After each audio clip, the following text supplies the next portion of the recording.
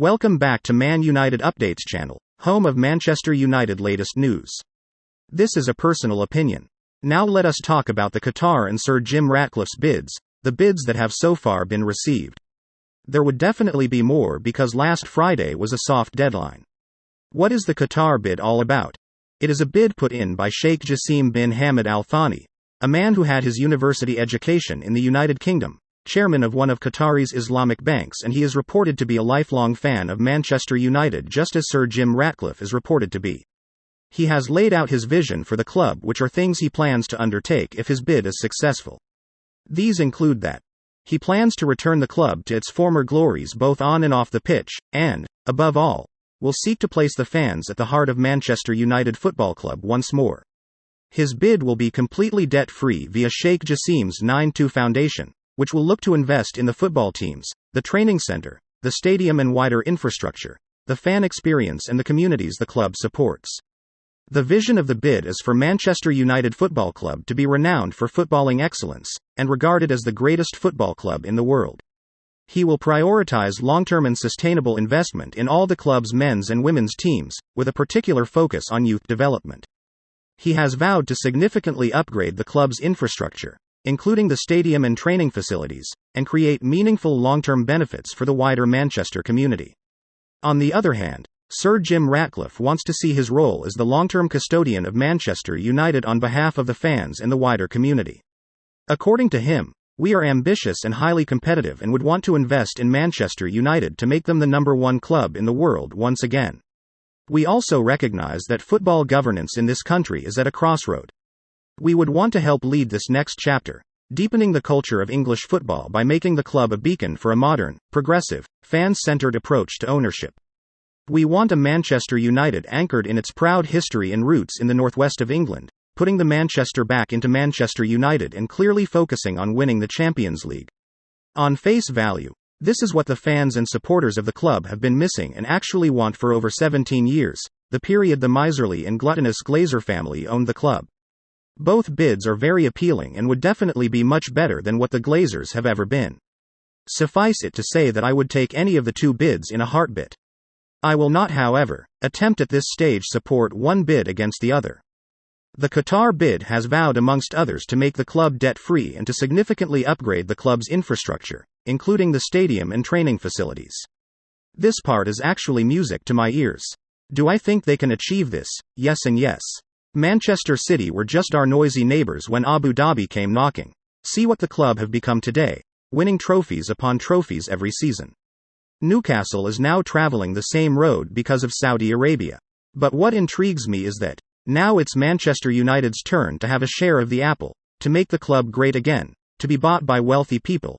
Journalists are writing doomsday articles about the consequences of Manchester United being bought by Qatar. Sports pundits and commentators are preaching the end of morality in football if Manchester United is bought by Qatar. I find this very amusing and hypocritical. Where were these people when Manchester City and Newcastle were bought by Abu Dhabi United Group and Saudi Arabia respectively? All I hear and read now is about sportswashing. Where were these prophets of doom when Abu Dhabi United Group bought Manchester City? Where were they just yesterday when Saudi Arabia bought Newcastle? So now Qatar has put in a bid for Manchester United. Morality police have sprung up everywhere. No, Manchester United must not be bought by Qatar. It is sportswashing. No, Qatar don't have good human rights record. No, Qatar don't want LGBT. No, Qatar don't want this, Qatar don't want that. Yet these same people were in attendance at the last World Cup, which was staged by who? Surprise surprise, Qatar. Some of them even took large sums of money, all expense paid. By who? Surprise surprise, Qatar. Some of them were there on beIN Sports, which is owned by who? Surprise surprise, Qatar. These same people have now suddenly become morality police, all because it is Manchester United.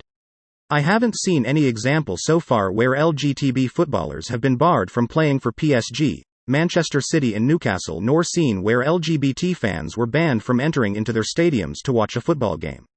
As you well know just as I do, where is morality in football? Is there morality in football anymore? Gone are the days when footballers were on civil service salary grade. So please, teacher, don't teach me nonsense. Don't preach to me about morality in football when 16, 17, 18-year-old footballer kids take home £70,000 every week. Was that not the death knell of morality in football? It's been dead long ago. So don't talk to me about morality in football, all just because of your little personal agenda against Manchester United. Some people who make this morality argument may actually be real fans of the club and may actually mean well for and do truly love the club. I respect them, but the time for this has long passed. Let me tell you this, that Qatar can easily cross over to buy a West Ham, a Spurs, a Crystal Palace, a Liverpool, a Arsenal if we use negative propaganda to push them away from buying Manchester United. And who will be worse off? You tell me. You know what this is all about. It's about jealousy, it's about hatred. They don't want our club to get out of the shackles which the Glazers have put it in for almost 2 decades. Do not let them fool you nor confuse you. Whilst we have no say in the bidding process nor who eventually buys the club, but we shouldn't believe this nonsense they are trying to feed us. It's okay for you to support or like one bid against the other, it's your prerogative, but it's not okay for you to trash one because you like the other. Let whoever wins the bid win the bid. It's out of our control. If it's Qatar, so be it. If it's Sir Jim Ratcliffe, so be it. But the Glazers call the shots. But we should not give the Glazers any little opportunity to pull the plug on the sale. They want the highest bidder, and if the highest bidder pulls out of the race because of the opposition from these morality police, it would conveniently be a reason for the Glazers to say, well, the bid we have received is not up to their evaluation of the club. Then you know what happens, we would continue to be saddled with the Glazers in another long while. Please, this video should not be construed as my preference of one bid against the other. To me, both bids are miles better than the Glazers. The video is in response to the propaganda being spread by the self-made morality police against Manchester United. Not all of them mean well for the club, not all of them love the club like you and I do, not all of them are fans of Manchester United. Please, just please, let the bidding process take its due course without our interference. Please, we want the Glazers out. Thank you for watching. Till next time.